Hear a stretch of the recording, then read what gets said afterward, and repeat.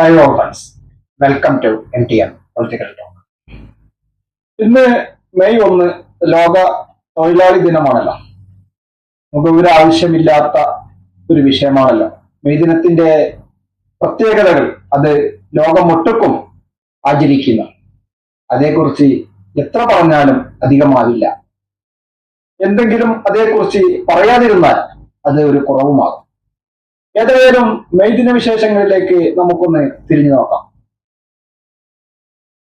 ഒരു ഓട്ടപ്രദക്ഷിണം നടത്താം. ഒരു ഓട്ടപ്രദക്ഷിണം എന്ന് പറഞ്ഞത് മെയ് ദിനത്തെ കുറിച്ച് ചുരുങ്ങിയ വാക്കുകളിൽ ഒരു ചെറു വിവരണമാണ് ഉദ്ദേശിച്ചത്.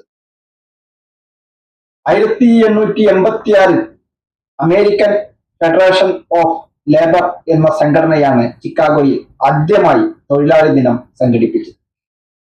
പിന്നീട് അത് ലോകത്തിന്റെ മിക്ക രാജ്യങ്ങളിലേക്കും വ്യാപിക്കുകയായിരുന്നു.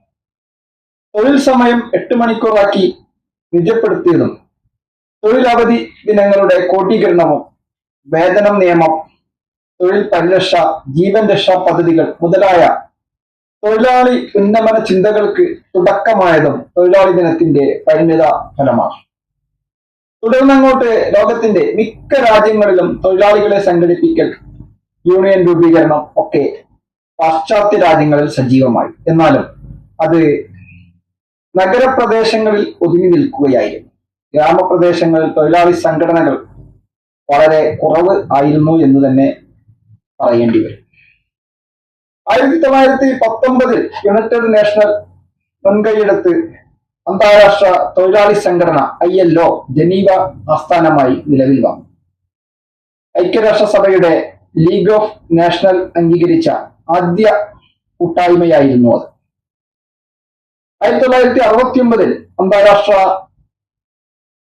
തൊഴിലാളി സംഘടനയ്ക്ക് നൊബേൽ സമ്മാനം ലഭിക്കുകയുണ്ടായി.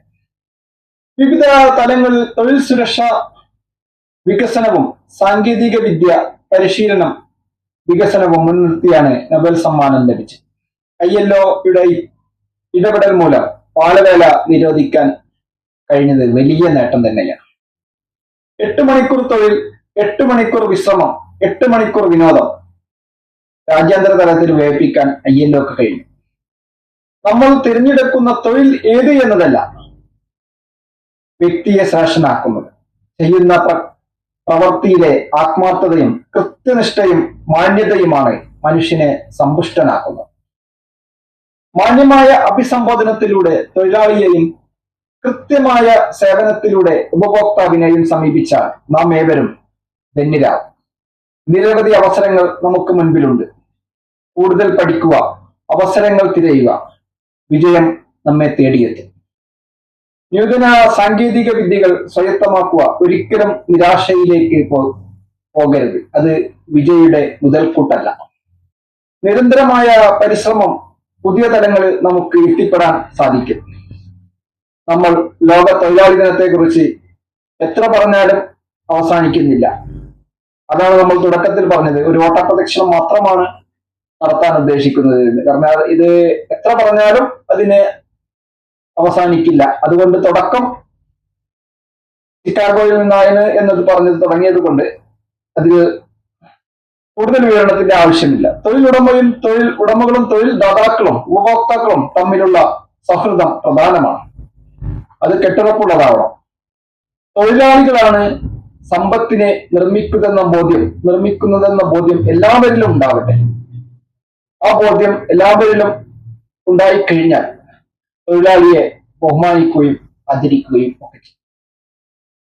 ഈ വിഷയത്തെക്കുറിച്ച് കൂടുതൽ വിശദീകരണത്തിന്റെ ആവശ്യമില്ലാത്തത് കൊണ്ടും അതിലേക്ക് കൂടുതൽ വിശദീകരണങ്ങളിലേക്ക് കടക്കുന്നില്ല. ലോകത്തിന്റെ എല്ലാ ഭാഗത്തുള്ള തൊഴിൽ ചെയ്യുന്നവർക്കും ലോക തൊഴിലാളി ദിന ആശംസകൾ അർപ്പിച്ചുകൊണ്ട് നിർത്തുകയാണ്. ഈ വീഡിയോ മുഴുവനായും വീക്ഷിച്ച താങ്കൾക്ക് നന്ദി. ഈ ചാനൽ നിങ്ങൾ ഇതുവരെ സബ്സ്ക്രൈബ് ചെയ്തില്ലെങ്കിൽ സബ്സ്ക്രൈബ് ചെയ്യുവാനും നിങ്ങളുടെ അഭിപ്രായ നിർദ്ദേശങ്ങൾ എന്താണെങ്കിലും അത് കമന്റ് ബോക്സിൽ രേഖപ്പെടുത്തുവാനും വിഷയം ഇഷ്ടമായാൽ ലൈക്ക് ചെയ്യുവാനും ഓർമ്മിച്ചുകൊണ്ട് നിർത്തുകയാണ്. നന്ദി, നമസ്കാരം.